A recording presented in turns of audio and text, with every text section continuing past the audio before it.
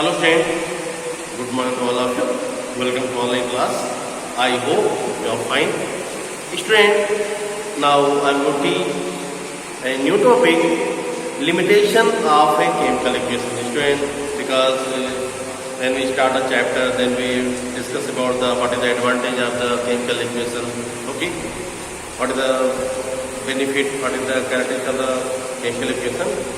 But student, in the chemical equation, some drawback, some limitation. So, for the removing such drawback, for removing the weakness of the chemical equation, we add something.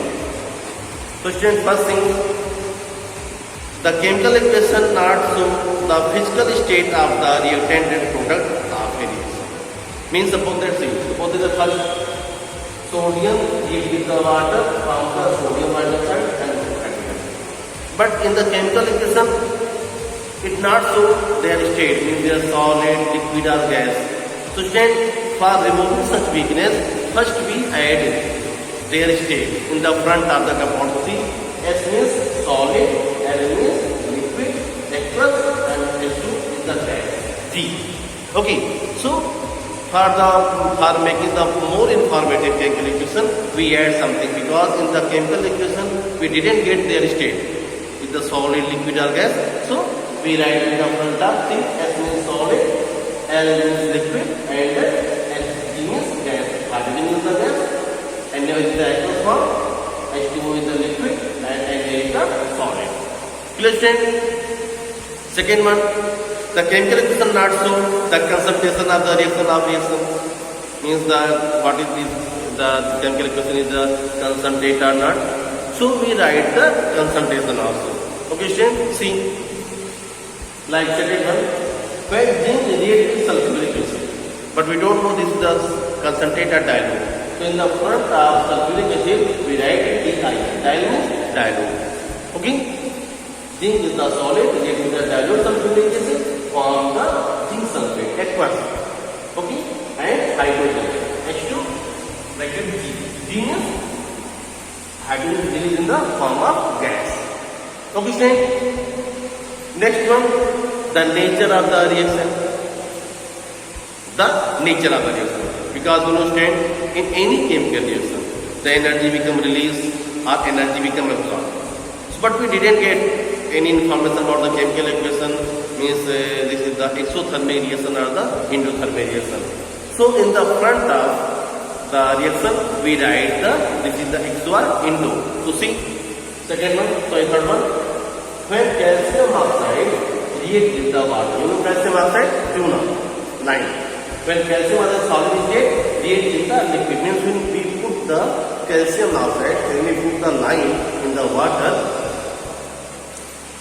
see, when calcium oxide react with the water, calcium oxide, you know, lime, tuna. When calcium oxide add in the water, in the liquid form, it forms the calcium hydroxide. This is the solid form. And heat release. See, heat release. Heat means this is the exothermic reaction because in the exothermic reaction, heat energy release. Clear? So, this is the exothermic reaction. And what is the endothermic reaction? In endothermic reaction, the energy absorbed. See, like when nitrogen reacts with the oxygen. Okay? So, when nitrogen reacts with oxygen, see both are the gas.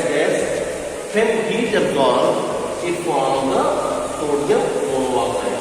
Okay? So, you know, this is the endothermic reaction because see, that's why we written in the front of this is the endothermic reaction.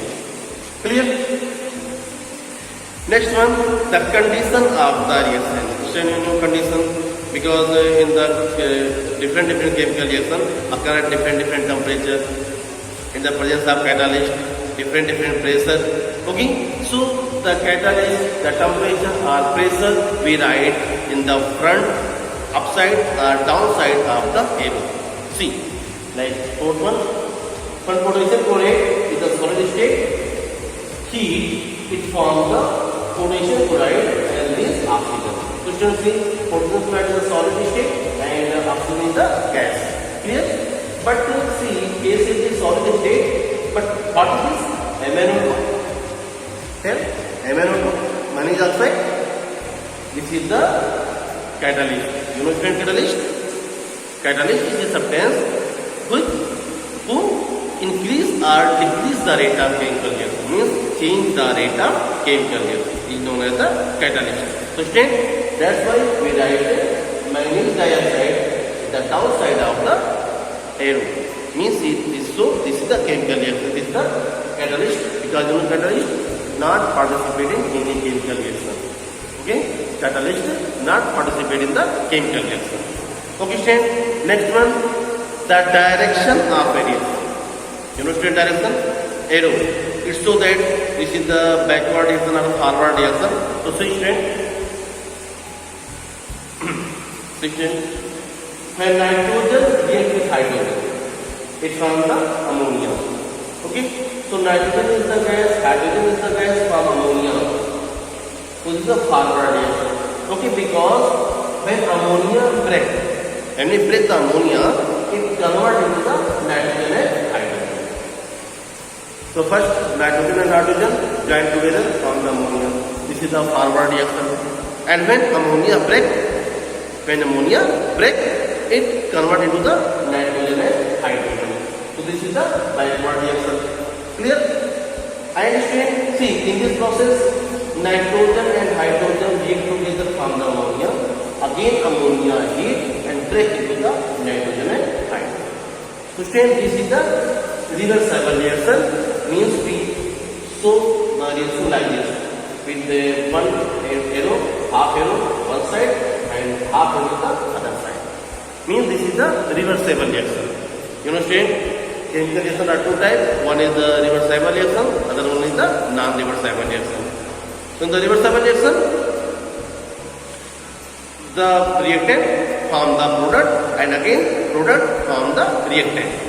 Okay, but in the irreversible reaction, when once two or more substances join together and form a new compound, it is not possible to bind.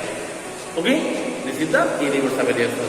Okay students, so these are the some limitation point of the chemical equation. Okay students, so the next topic we will discuss in the next video. Thank you.